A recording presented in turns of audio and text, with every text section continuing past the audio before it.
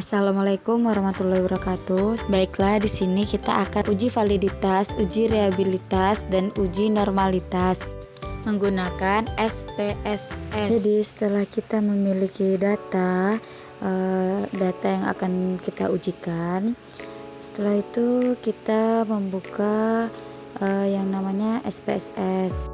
Nah, setelah terbuka SPSS-nya, kita klik di bagian New Dataset. Nah, setelah terbuka New Dataset seperti ini tampilannya, kita langsung ke Excel. Terus kita akan menguji keamanannya. Yang pertama, kita akan menguji keamanan. Setelah itu kita copy paste dengan Ctrl A data yang ada di Excel, lalu kita pindahkan ke SPSS di data view, lalu kita pencet di situ dengan paste with variable names. Kita klik itu, setelah itu muncul seluruh data yang ada. Nah, seperti ini. Lalu kembali lagi kita cek ke Excel, betul tidak sebanyak data yang ada. Nah, kalau sudah sesuai dengan data yang ada, kita lihat di variable view. Setelah kita lihat tipenya, numerik dan measure-nya, kita ganti dengan scale seluruhnya sampai ke 7 kolom ini, kita ganti scale, kita ganti satu-satu. Setelah itu kita cek measure-nya sudah sesuai atau belum dengan ganti scale, dan tipenya kita lihat sudah numerik atau belum, dan jika belum kita tukar dulu measure-nya dengan scale dan tipenya dengan numerik. Lalu selanjutnya kita pergi ke analyze. Yang pertama kita akan menguji validitas. Kita pergi, setelah kita pencet analyze, kita pergi ke correlate, lalu ke data yang pertama itu behavior rate, lalu kita pencet dari X1, X2, X3, X4, X5, dan dengan total skornya itu kita pindahkan ke variabel data kolom di sampingnya. Setelah itu, setelah terpindahkan seluruhnya, kita pencet OK.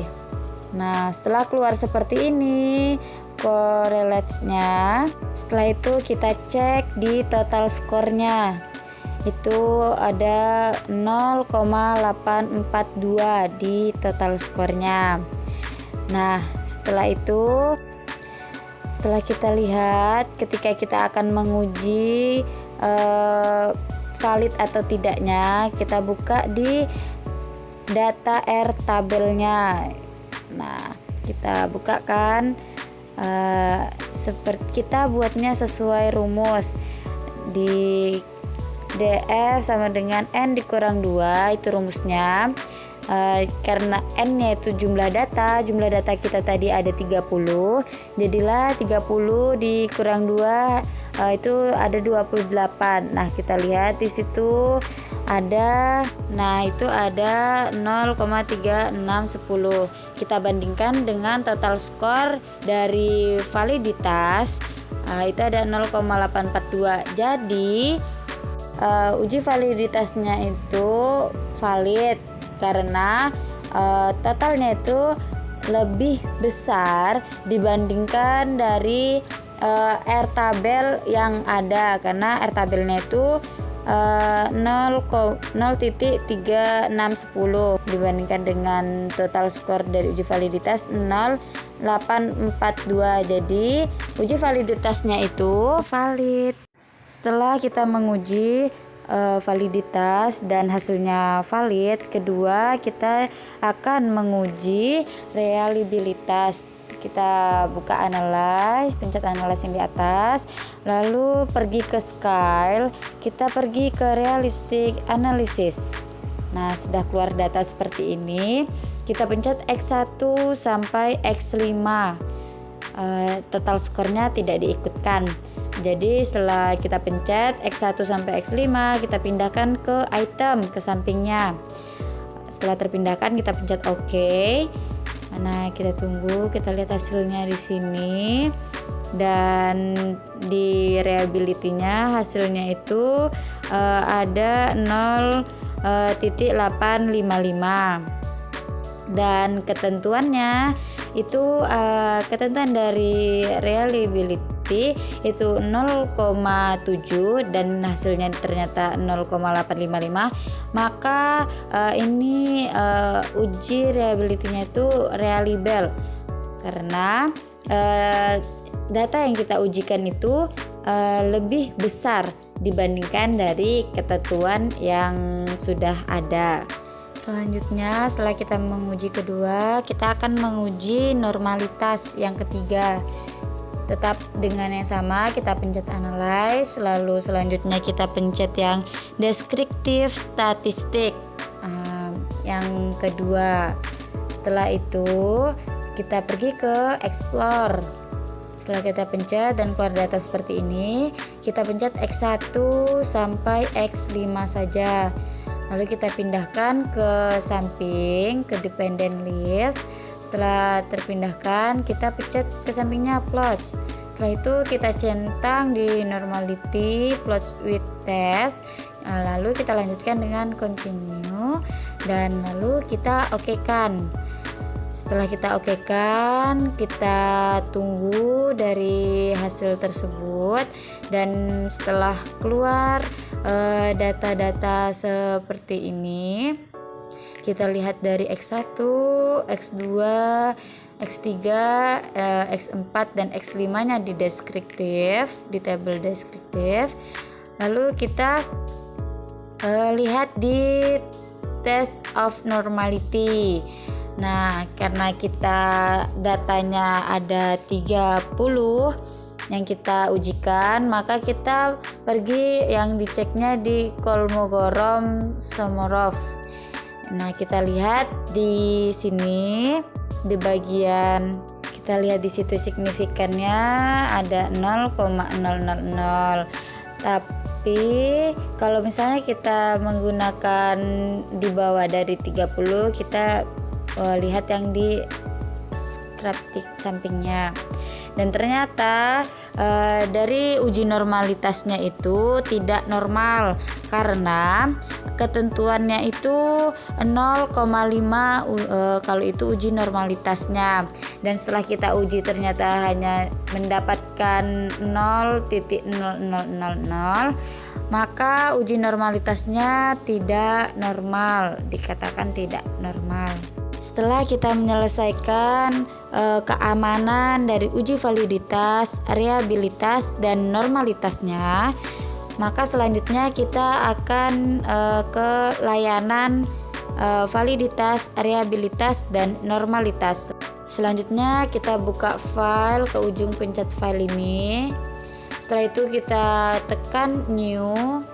Nah, kita setelah itu pilih ke data. Nah, setelah terbuka data baru seperti ini, kita pergi ke Excel, kita pencet ke layanan, kita tekan di layanan. Setelah itu kita Ctrl A seluruh data yang ada di Excel. Setelah itu kita copy. Setelah kita copy, kita pergi ke new data tadi. Terus kita pergi ke data view, kita paste data tersebut, paste with varieties names, kita pencet itu. Nah, setelah kita pencet dan keluar seluruh data, kita lihat ke variable view, kita cek tipenya numerik dan measure-nya masih unknown, dan nanti akan kita ganti ke scale seperti di keamanan yang pertama tadi. Kita ganti seluruhnya ke Sky. Karena ada 7, jangan lupa kita ganti ke 7-7-nya.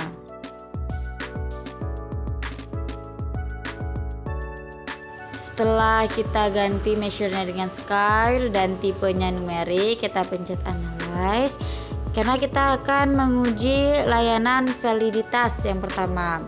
Setelah itu pencet analyze, kita pergi ke correlate, lalu pergi ke behavior, kita pencet file itu.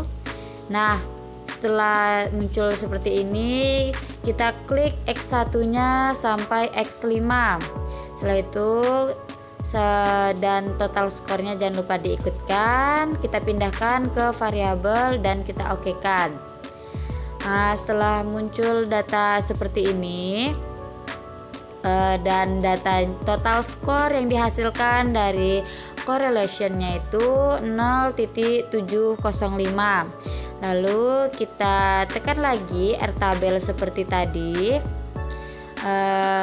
Karena jumlah data yang kita ujikan itu ada 30. Setelah kita cek ternyata benar, lalu kita pergi ke Rtabel. Nah, di Rtabel ini kita menggunakan rumus DF sama dengan buka kurung N dikurang 2 tutup kurung, dan N-nya ini jumlah data yang telah ada. Data yang tadi 30 maka dikurangi 2, maka hasilnya 28, dan 28 ini ada di 0.3610. Dan karena ada 0.3610, kita buka lagi di data correlates yang telah kita ujikan tadi. Total skornya itu ada 0.705. Maka layanan validitas itu valid karena validitasnya itu lebih besar dibandingkan dari Rtabelnya.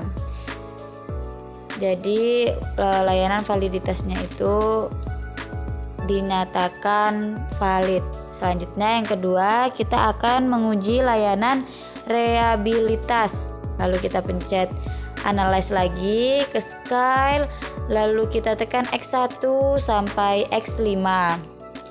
Setelah semuanya tertekan, lalu kita pindahkan ke samping ke kolom items, lalu kita okekan. Dan di sini seperti yang kita lihat, reliability-nya yang sudah kita dapatkan itu ada 0.862. Maka uji reliabilitas tersebut dinyatakan reliable karena ketentuan dari reliabilitas itu 0,7. Karena data yang kita hasilkan itu ada 0.862, maka data tersebut dinyatakan reliable.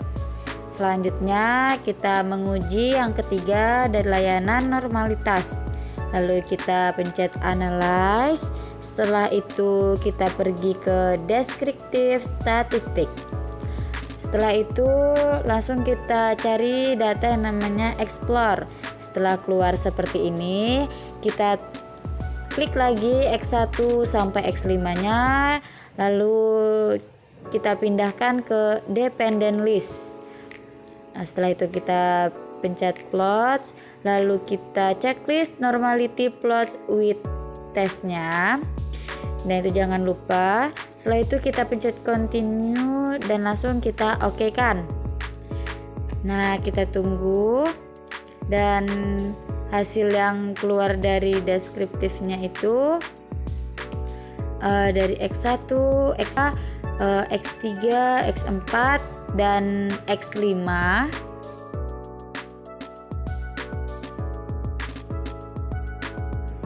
Maka dapat kita lihat di sini di Kolmogorov Smirnov itu kita lihat signifikannya ada 0,00.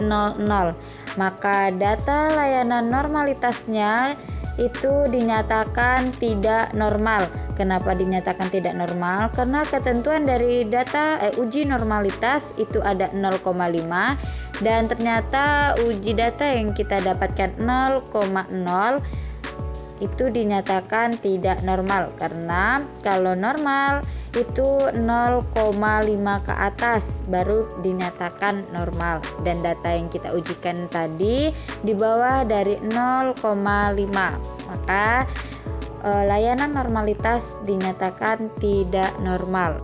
Baiklah, cukup sekian dari uji kuesioner keamanan dan layanan menggunakan uji validitas, reliabilitas, dan normalitas. Dan semoga teman-teman yang melihat video ini dapat memahami yang telah dipaparkan dari uji validitas, reliabilitas, dan normalitas tersebut. Mungkin cukup sekian. Wassalamualaikum warahmatullahi wabarakatuh.